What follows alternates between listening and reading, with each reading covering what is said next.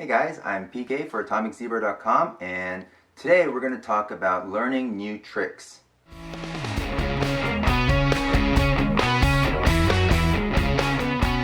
So, we all learn lots of new tricks, and that's our fix.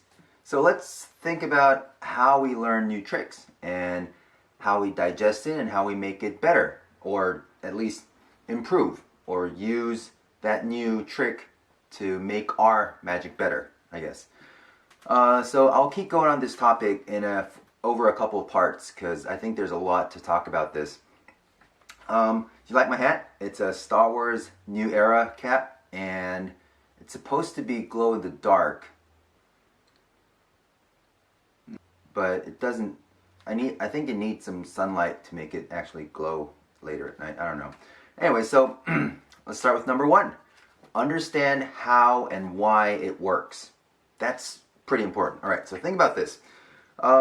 Think about how the trick was constructed. So the creator put together that trick in a way that it'll make the magic work. And it's supposed to have good misdirection built into it, right? So don't forget, even a good pattern line can be good misdirection. So let's think about this. Let's say you are performing the ambitious and you want to do something like this, right? Like that, like this, like that, and like that, right? Let's say you want to do that. Even this move, when done alone, when done without any pattern, is not very good, and it doesn't serve its full function. See? Just adding that one line of saying, why don't you push that card in yourself? Adding that one line makes this way stronger than, just not saying anything with it. So even the small things do that. So it's really important that you understand how the trick works. All right, so some magic products and lectures explain the misdirection well, and do a great job of breaking down the trick.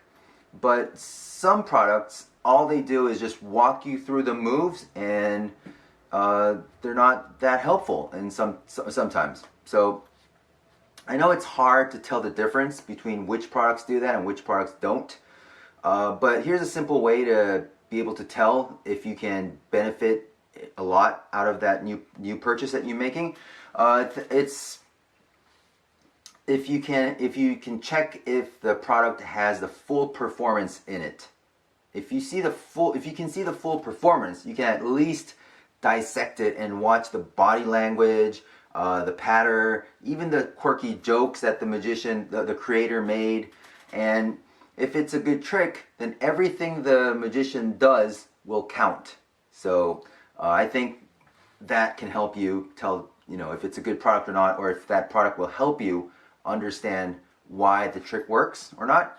And so I think understanding how and why a trick works in the first place is the first crucial point in understanding and learning new tricks. Second, let's think about this. Think about whether you want those abilities or not. Abilities, yeah, right? So magic is basically a display of powers, right?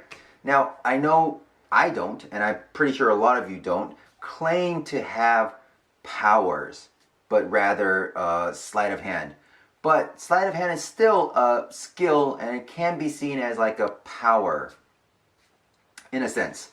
So I think things should be kept consistent, even if even your sleight of hand skills or whatever you're doing. So sometimes you can make a card appear to the top. Right? You can make a card appear to the top, snap, make it appear to the top, right? But sometimes you buy a box that allows you to have a card inside that box. Yeah, have the selected card inside that box. I don't have it, but yeah, it's not there. I don't know why. But yeah, let's say you can do that, or even a card inside a box. It'll still be the same thing, right? So if you can do that, then sometimes sometimes the original creator maybe thinks about going back in time, or having enough premonition to keep a card inside the box or something. All right, so the original creator might have had an idea to make that trick work, but with you doing that same thing might not fit what you're doing in your routine. So if you can have a card inside the box, then think about what people can see it. Even if you change your presentation, it'll just make all the difference. So let's say that's teleportation. All right, so if that's teleportation, then when you start with your ambitious, you can say the card teleports to the top and keep those abilities consistent, and then that new magic trick that you buy will have a place in your routine and your repertoire. Hope that makes sense, right? Yeah.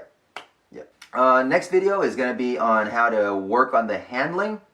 And if you have any ideas, suggestions, comments, leave them below. If you like my videos, subscribe. It's free anyway, so yeah, cool. All right, I'll see you in the next video. Take care.